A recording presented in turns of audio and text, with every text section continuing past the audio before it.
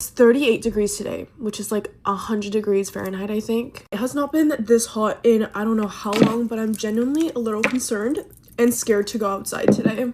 But I'm taking advantage of it and I'm going to the beach today because I feel like that's really the only thing you can do when it's this hot out is to go to the beach or stay inside, because other than that, I'm gonna be literally melting. Also, guys, I just finished organizing my new vanity.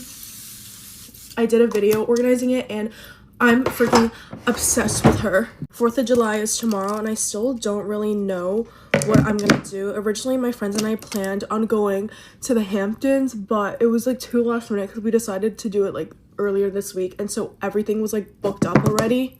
Definitely have to plan ahead next year because I forgot how crazy it gets here for 4th of July. It is only my 2nd year living in the States, so I kind of forget. You guys know I grew up in Canada, so it definitely feels weird not really doing anything for Canada Day and like the difference in like the livelihood. Also, I just got my nails done yesterday and I'm freaking obsessed with it. I'm going on a really fun trip in 2 weeks, so I'm gonna get them done again for it. And I'm also doing something kind of crazy with my hair. I don't know if I really mentioned this, but before I went blonde, I think I told you guys that I only wanted to be blonde for the summertime. And so before I start to slowly go back to my dark hair, I wanted to do something like fun with it before I like can't go back to light. And so I'm going on this like trip and I thought it was like the perfect occasion to do it. I'm not gonna say too much about it. You guys will see when I actually do it, but I'm like kind of nervous, but I'm also really excited. Okay, I'm not gonna do too much makeup because it's literally all just gonna melt off. So I did a lot of just skincare, but I'm just gonna do like concealer and probably some bronzer.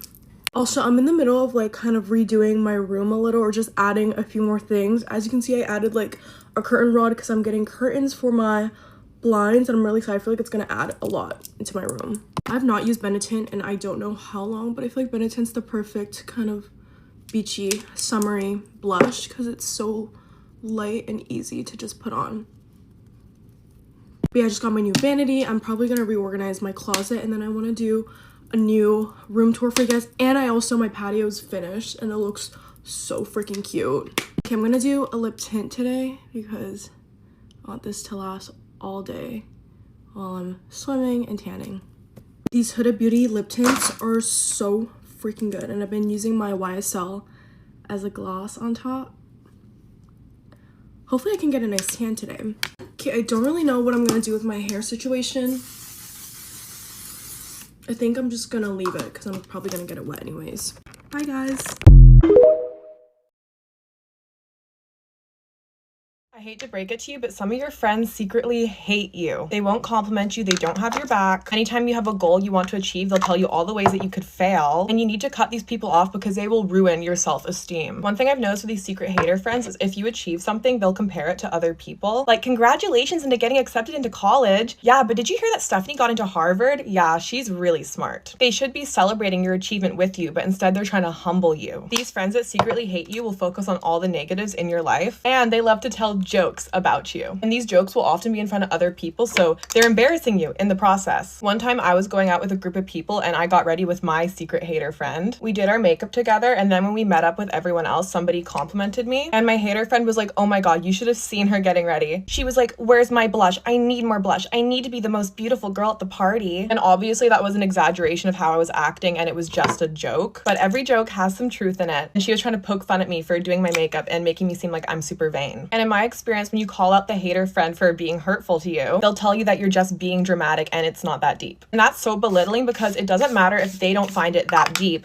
It was hurtful to you, and it shows a level of disrespect if they refuse to listen to how their comments might affect you. And the last thing this hater friend will do is try to exclude you. They won't invite you out for plans because they thought you wouldn't want to go. Sorry, but if there's a social event where I can invite my friends, I'm going to invite them even if I think they're not going to want to go. Just because I want to show my friends that I'm still thinking of them. But to be honest, a lot of times when these friends don't invite you out because they think you wouldn't have gone, you would have gone if they had just told you, but they didn't tell you. Like, how am I going to know if I want to go or not if I don't even know these plans exist? Okay, but if you're wondering why somebody would be friends with you when they secretly hate you, there's this saying, keep your friends close but your enemies closer. Some people like to keep an eye out on the people that they don't like. Other people try to get close to them so they can tear them down. So keep an eye out for the hater friend because when all is said and done, they don't actually have your back. Okay, that's all. Bye guys.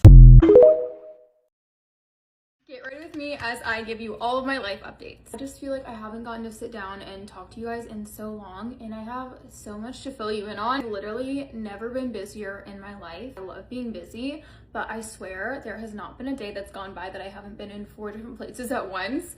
And then on top of that, we're planning all this travel coming up too. So that is going to only add to the craziness of everything that's going on in my day-to-day. It has been such a whirlwind, but it's been so much fun with this new title because every single day I have like a photo shoot or an appointment or somebody wants to help me out with my prep, and that has been so cool. I wish I could clone myself and be in 50 different places all at once. On top of that, I've been doing content creation full time, which also comes with an ever-changing schedule because I'm my own boss at this point. I'm such a type A person. I've always worked by schedules and planning everything out. So for the first time in my life, to not have anything really solid or set down and have everything change day by day has been such a challenge to settle into. Like, I'm the kind of person that wants to have everything planned out months in advance, and right now my life is literally day by day. So if anybody's ever had to make the switch from going from like a very scheduled out kind of lifestyle to something more fluid, how did you do it? How did you manage? Also such a creature of habit. If I am not able to check off like all the boxes in my day of things that I want to do,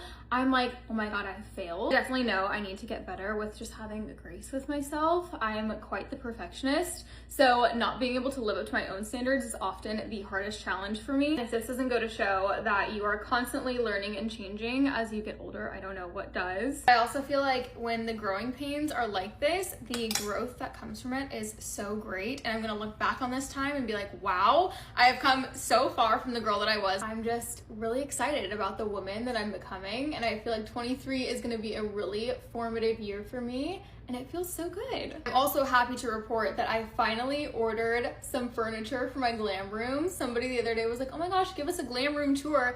And I was like, girl, I'm literally sitting like on the floor half the time. There's boxes all around me. I don't own a single piece of furniture, but I finally made the order yesterday. So that will be coming in soon, and I can't wait to start making this room into my sanctuary because I'm in here so often. In terms of what's coming up in my life, I am going on a multi-day trip. I literally just had to change the flights. I had to step away for a second, but I'm going to Houston first, and then from Houston to LA back to here, and going out to both those places because I'm shooting all of my Miss USA headshots and a ton of content for my socials, which I am like over the moon. I cannot believe that that's actually happening for me. The makeup artists and photographers that I get to work with are people that I followed for like so long, so I'm fangirling a little bit that I finally get my time to shoot with them. But watch out because some of the content that we have planned and the vibes are going to be immaculate. If you guys have anything that you want to know, anything you want to see, this is such a crazy time in my life, but I have so many things that I want to film and show you guys and bring you along for, so please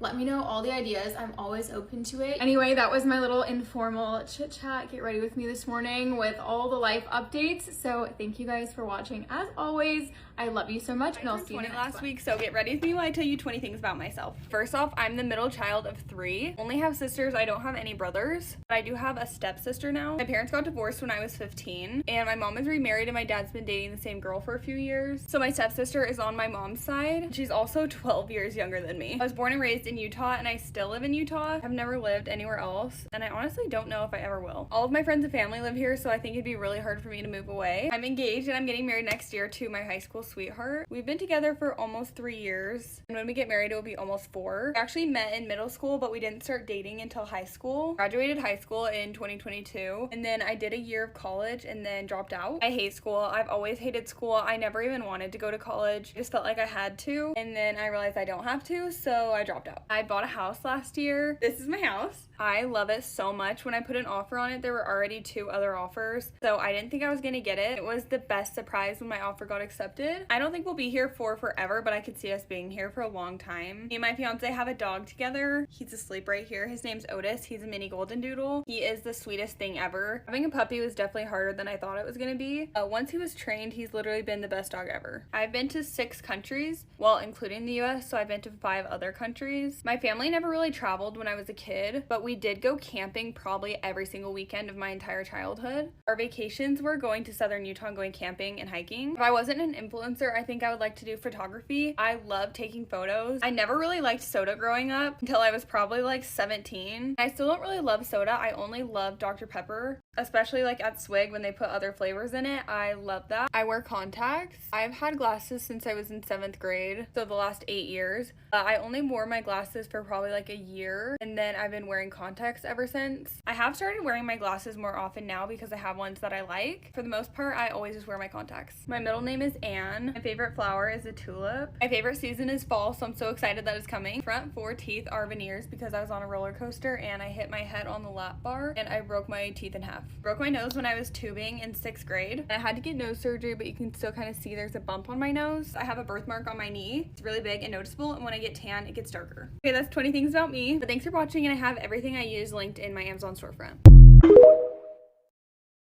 I feel like this is gonna sound mean, but being friends with an insecure girl can be one of the worst experiences. Specifically, insecure girls who really crave male attention. The issue is they will always be in a competition with you. It doesn't matter like how pretty they are, how much they have, they will always want to tear you down and take from you. I dealt with this one girl who I thought was a really close friend. We were friends for like 4 years, I think. And at first it wasn't very noticeable because I literally looked up to her. I was like, wow, she's so pretty and she has everything. Everybody likes her, she's smart. And it wasn't until years later, after I finally cut her off, that I realized how toxic she was. So we usually hung out in a group of 3, and the first red flag was whenever the other girl had a crush and she expressed it, this girl would immediately start pursuing that guy, even though she had no connection to him prior. The other friend only ever had crushes on guys that she was already friends with, but this other girl had no connection to him until her friend was interested in him, and then all of a sudden she's messaging him. She actually ended up dating 3 of those guys that my friend had a crush on. The other friend just was like, okay, whatever. I think the other friend valued the friendship more than a guy, so she wasn't like willing to let a guy get in between their relationship. Anyway, I never really expressed interest in dating to her because, I mean, look at the way she acts. Also wasn't really interested in dating at the time, like it was just not a priority for me. One day she asked me about this and I said I haven't really felt the need to date. And after that she went around speculating about my sexuality. I remember there was this one guy who she thought was really cute, and one day he told her he thought I was cute. I was not interested in this guy at all. This actually really upset her, and she came to me and said like,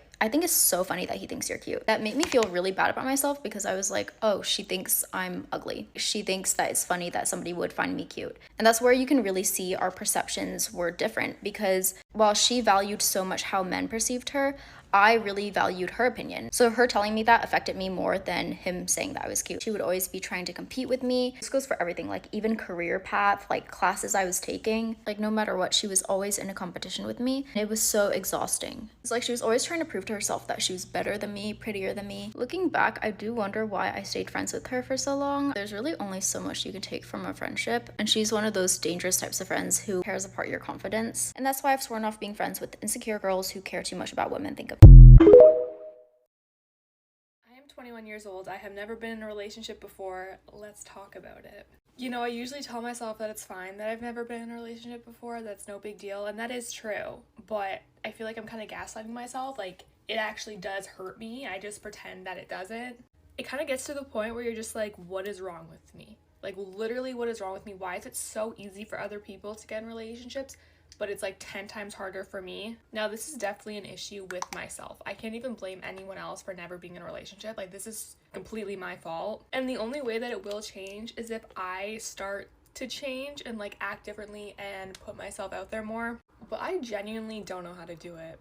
Okay, I really don't know how to do it. I don't know how to talk to guys. I don't know how to be comfortable around like talking to guys. I don't know how to even look a guy in the eye. I'm awful with eye contact. I think also because I'm so inexperienced in dating, meaning like 0 experience. I've been on a few dates, but that's literally it.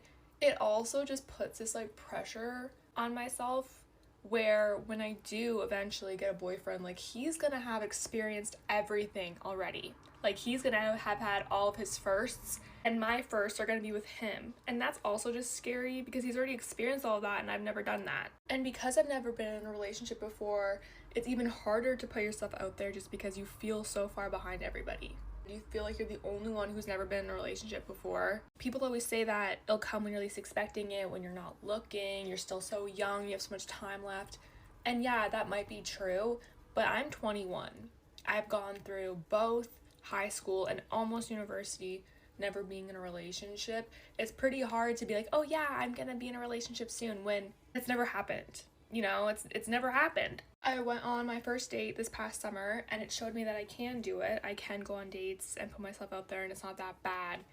But because it didn't work, I'm almost like scared to try it again, just because it took so much of my energy and my effort to do it that I don't want to be like let down again. And even when we went on multiple dates, I still didn't even feel like I was fully myself, just because I wasn't 100% comfortable. And that's something that will take time, but I don't know why I can't just open up and why I can't just talk normally and be myself. It's just scary to me. I don't know if it's just because of like rejection or what. It's just scary. It definitely comes from a lot of insecurity issues that I'm trying to work on, but it's hard to work on it when like your whole life you've been talking negatively about yourself and you've been overthinking every little thing you do. Literally, whenever I talk to a guy, it doesn't even matter who it is, I'm overthinking it. And I will lose sleep over it.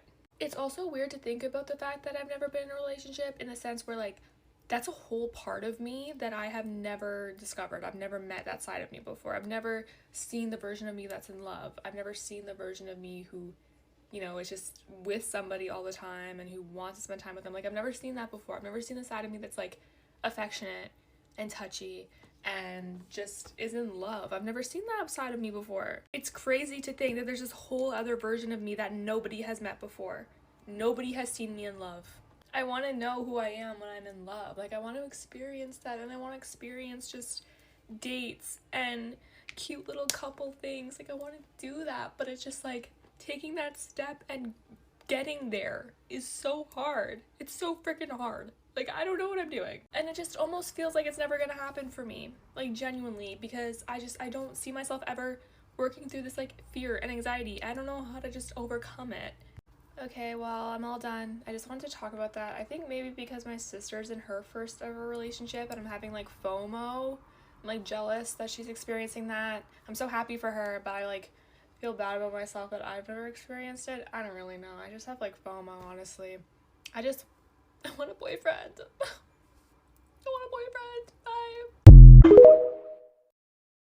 Things I would never judge you for. Your music taste. All music is good music. I never understood people who called certain genres cringe. I'm just here to catch a vibe. An artist spent time creating something and they were brave enough to put a piece of themselves out into the world. I think that's more than good enough. And I'm just going to put myself out here and say that I love listening to Imagine Dragons. I would never judge you if your acne still shows up under your makeup, because I've so been there. People will say to not wear makeup over your acne or else it will get worse. Then when you don't wear makeup, people ask what's wrong with your face. You guys really liked it last time I did this, so ooh, squishy. The thing is, society will never be completely happy with us. So do what you want and show up as the version that you align with. I would never judge you for stalking an ex. Guys, when did it become shameful to love? If the relationship ended pretty okay, they didn't cheat on you or anything, it's okay to still care about that person and want to know how they're doing. But the important thing to realize is that life goes on. It's good to reflect on your memories, but it's not good if you stay stagnant there. It's always worth it to love someone, but remember there are so many people out there who will return that love as well. Okay, that's all for today, my loves. Go have a great day. Mwah!